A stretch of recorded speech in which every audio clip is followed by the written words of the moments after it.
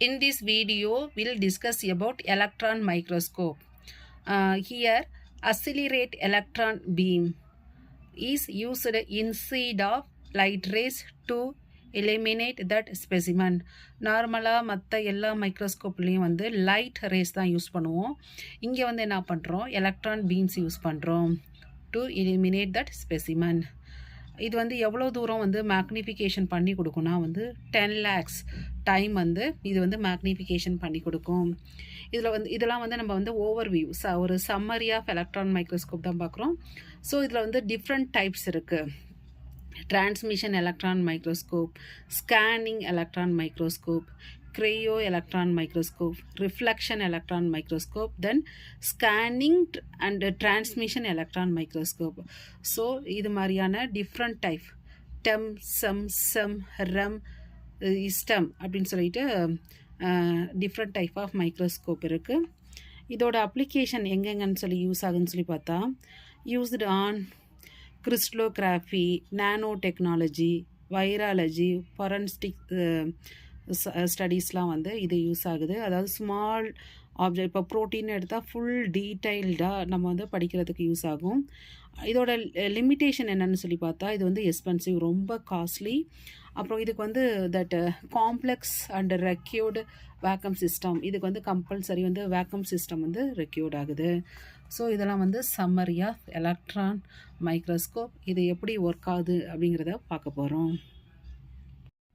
So இது வந்து ஒரு ஸ்பெசிமன். இது வந்து நம்ம ஒரு ஸ்பெசிமனாக வச்சுட்டா இதில் வந்து இப்போ எலக்ட்ரான் வந்து பாஸ் ஆகுது. இந்த ஸ்பெசிமனில் வந்து எலக்ட்ரான் பாஸ் ஆகுது அப்படிங்கிறப்ப 3 சான்சஸ் நடக்கும். ஒன்று வந்து என்னன்னா இதில் வந்து இந்த ஸ்பெசிமனில் வந்து இந்த ஆப்ஜெக்டில் வந்து எலக்ட்ரான் படும்போது ரிஃப்ளெக்ஷன், கம்ப்ளீட் ரிஃப்ளெக்ஷன் ஆகிறதுக்கு சான்சஸ் இருக்குது. ஓகே, எல்லாமே வெளியில் வந்துடுது. Second one is this one that observation. So இங்கே இருக்க the specimen வந்து இந்த எலக்ட்ரானை வந்து ஃபுல்லாகவே அப்சர்வ் பண்ணிக்கும். Third one is electron emission. Sometimes இந்த ஆப்ஜெக்டில் வந்து எலக்ட்ரான் இருக்கும், அது வந்து எமிட் ஆகும். ஸ்பெசிமனில் இருக்கிற எலக்ட்ரான் வந்து எஸ்கேப் ஆகவும் சான்சஸ் இருக்குது. ஸோ எலக்ட்ரான் ஒரு ஆப்ஜெக்டில் வந்து பாஸ் ஆக போது 3 சான்சஸ் இருக்குது. என்னது, அந்த வர எலக்ட்ரான் ஃபுல்லாகவே ரிஃப்ளெக்ட் ஆகலாம், அல்லது வர எலக்ட்ரானை வந்து இங்கே இருக்க ஆப்ஜெக்ட் வந்து இந்த ஸ்பெசிமன் வந்து ஃபுல்லாகவே அப்சர்வ் பண்ணிக்கலாம். இல்லாட்டி இந்த ஸ்பெசிமன் இந்த ஆப்ஜெக்டில் இருக்கிற எலக்ட்ரான் வந்து எமிட் ஆகிறதுக்கு 3 சான்சஸ் இருக்குது. ஸோ இதனை பேஸ் பண்ணி தான் வந்து இந்த எலக்ட்ரான் மைக்ரோஸ்கோப் ஒர்க் ஆகுது. இது வந்து மெயினாக 2 மேஜர் கேட்டகரி இருக்குது. Transmission electron microscope and the scanning electron microscope. So here transmission electron microscope object கூட எலக்ட்ரான் போவது, அதாவது இங்கே வந்து டிரான்ஸ்மிஷன் எலக்ட்ரான் மைக்ரோஸ்கோப் என்ன பண்ணுதுன்னா இங்கே வந்து இந்த ஆப்ஜெக்ட் கூட இந்த ஸ்பெசிமன் கூட இது எலக்ட்ரான் வருது இல்லை, இது வந்து அப்சர்வ் பண்ணுதில்ல, இதுதான் வந்து இங்கே வந்து இந்த டிரான்ஸ்மிஷன் எலக்ட்ரான் மைக்ரோஸ்கோப் அதில் வந்து நடக்கிற ஒர்க்கு. இது வந்து மெடிக்கல் ஃபாரன்சிக் ஸ்டடீஸ்லலாம் வந்து யூஸ் பண்ணுறாங்க. அதுவே வந்து இந்த ஸ்கேனிங், இன்னொரு இம்பார்ட்டண்டான டைப் வந்து ஸ்கேனிங் எலக்ட்ரான் மைக்ரோஸ்கோப். இது வந்து மெயினாக வந்து இண்டஸ்ட்ரியல் ஏரியாவில் வந்து யூஸ் பண்ணாங்க. இந்த ஃபார் எக்ஸாம்பிள் இண்டஸ்ட்ரியல் ஏரியாவில் வந்து மேனுஃபேக்சரிங் அப்போ ஏதாவது கிராக் இருந்ததுன்னா அந்த கிராக்கை வந்து ஐடென்டிஃபிகேஷன் பண்ணுறதுக்கு இது வந்து யூஸ் ஆகுது. ஓகே, இது வந்து ஸ்கேன் பண்ணி கொடுக்கும்.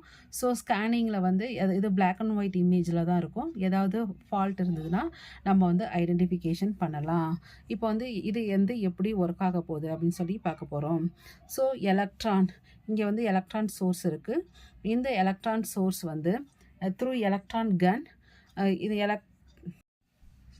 த்ரூ எலக்ட்ரான் கன் இப்போ வந்து எலக்ட்ரான் இங்கே வருது. இங்கே வந்து என்ன இருக்குது, ஆனோடு இணைக்கப்பட்டிருக்கு. ஆனோடு வந்து எப்படி இருக்கும், பாசிட்டிவ் சார்ஜாக இருக்கும். வர எலக்ட்ரான் வந்து என்னது, நெகட்டிவ் சார்ஜ். ஸோ எலக்ட்ரான் கண்லேருந்து வந்து எலக்ட்ரான் வந்து ப்ரொடியூஸ் ஆகுது. இந்த எலக்ட்ரான் இங்கேருந்து ப்ரொடியூஸ் ஆகி வருது. இந்த எலக்ட்ரான் எல்லாத்தையும் இந்த கேத்தோடு வந்து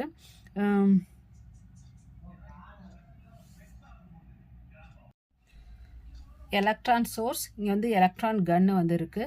இங்கே வந்து ஆனோடு வந்து இணைக்கப்பட்டிருக்கு. ஓகேவா, இந்த ஆனோடு வந்து என்னென்னா பாசிட்டிவ் சார்ஜ், எலக்ட்ரான் சோர்ஸ் வந்து நெகட்டிவ் சார்ஜ்.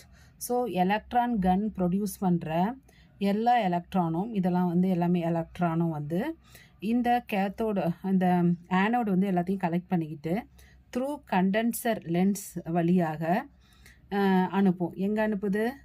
இங்கே வந்து எல்லா லென்ஸையுமே வந்து கலெக்ட் பண்ணி ஒரு ஓகே இது வந்து இந்த இந்த கண்டென்சர் லென்ஸ் வந்து it is made of of magnetic lens. Okay, not in class.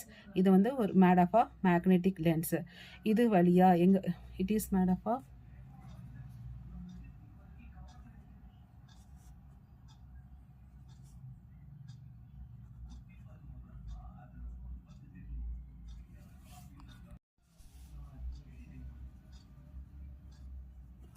so it is made up of magnetic lens, not glass.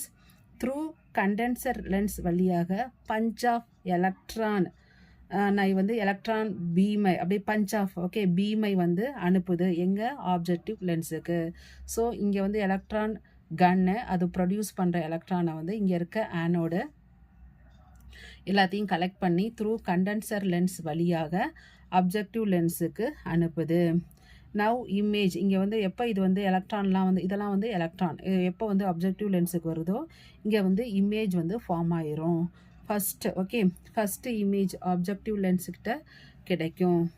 இப்போ வந்து என்னென்னா இங்கே வந்து டைவர்ஸ் இமேஜ் கன்வர்ஸ் இமேஜ் அப்படின்னு சொல்லுவாங்க. ஸோ இது வந்து டைவர்ஸ் இமேஜ், இது வந்து converse image. Okay, divorce image converse image. அதாவது இங்கே என்ன பண்ணுறாங்கன்னா அந்த இமேஜை வந்து பெருசாக்குறோம். ஓகேவா? ஸோ அது வந்து எங்கே வருது? இப்போ ஆப்ஜெக்டிவ் லென்ஸுக்கும் இங்கே ப்ரொஜெக்டிவ் லென்ஸுக்கும் இடையில் இருக்கிறது வந்து இன்டர்மீடியேட் இமேஜ். ஸோ அப்ஜெக்டிவ் லென்ஸுக்கும் ப்ரொஜெக்டிவ் லென்ஸுக்கும் இடையில் இருக்கிறது வந்து இன்டர்மீடியேட் இமேஜ். ஸோ இப்போ வந்து என்ன பண்ணுது? இதை வந்து மேக்னிஃபை பண்ணி திஸ் ப்ரொஜெக்டார் லென்ஸுக்கு வரும். இப்போ வந்து எங்கே வருது? ப்ரொஜெக்டார் லென்ஸுக்கு வரும். ஸோ ப்ரொஜெக்டார் லென்ஸ் இன்னும் பெருசாக்கி என்ன பண்ணுது? ஃபோட்டோகிராஃபிக் பிளேட்டுக்கு ஓகே இங்கே ஃபோட்டோகிராஃபிக் பிளேட்டுக்கு படும்போது நமக்கு பெரிய இமேஜாக கிடைக்கும். அந்த இமேஜை வந்து இலுமினேஷன் அப்படிம்பாங்க. இலுமினேஷனாக பிரைட்டான இமேஜ். இங்கே வந்து என்ன இருக்குன்னு சொல்லி பார்த்தா பாஸ்பரஸ் ஆர் ஃப்ளோரோசன்ட் யூஸ் பண்ணியிருப்பாங்க.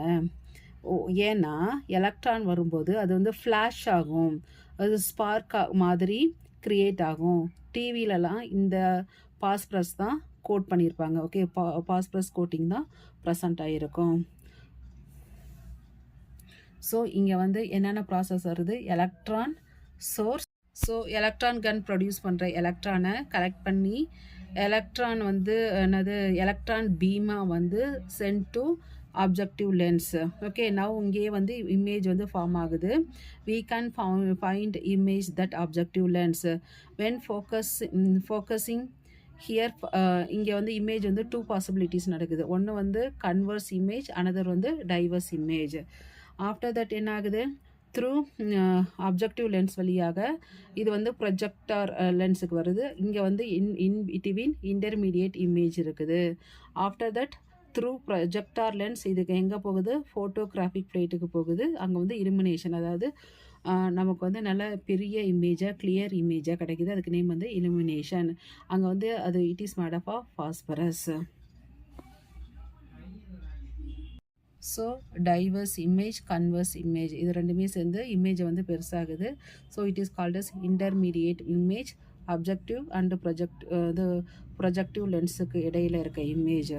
அப்புறம் வந்து இந்த இமேஜ் வந்து first image we get from that objective lens, then send to that projector lens.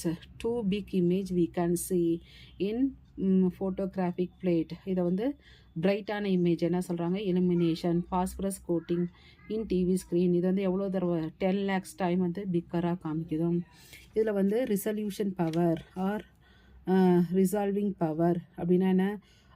Quality of image. How to increase that image quality means that wavelength. இது பாருங்கள், இது வந்து small wavelength, shorter wavelength. அதை விட கொஞ்சம் பெருசு, இது வந்து கொஞ்சம் பெரிய wavelength. So shorter wavelength, இந்த வேவ் லென்த் எவ்வளவு கம்மியாக இருக்கோ, ஸோ வேவ் லென்த் எவ்வளோ கம்மியாக இருக்கோ அதை பொறுத்து இந்த ரிசால்விங் பவர் மேக்னிஃபையிங் பவர் வந்து பெருசாக கிடைக்கும். ஓகேவா? இது கம்மியாக இருந்ததுன்னா தட் இமேஜ் வந்து நல்ல பவர்ஃபுல் இமேஜாக பெருசாக கிடைக்கும். Resolving power okay. So resolving power அதிகம் என்றால் வேவ்லென்த் வந்து கம்மியாக இருக்கும். இதை தான் வந்து இன்வெர்ஸ்லி ப்ரொபோர்ஷனல்னு சொல்லுவாங்க.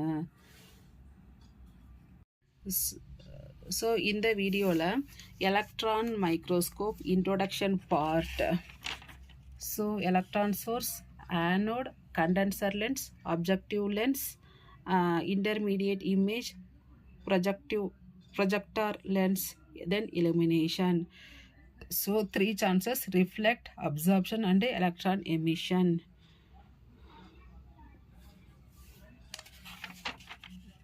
டைவர்ஸ் இமேஜ், கன்வர்ஸ் இமேஜ் ரெண்டுமே வந்து சைஸை வந்து இன்க்ரீஸ் பண்ணுது. ஓகேவா? ஸோ இங்கே வந்து என்னது ஃபைனலாக நம்ம பார்த்துருக்கோம். அந்த resolving power, resolution power, quality of image எப்படின்னா திஸ் ரிசால்விங் பவர் அதிகம் என்றால் வேவ்லென்த் வந்து கம்மியாக இருக்கும். அதனால தான் வந்து இன்வெர்ஸ்லி ப்ரொஃபஷனல். தேங்க்ஸ் ஃபார் வாட்சிங்.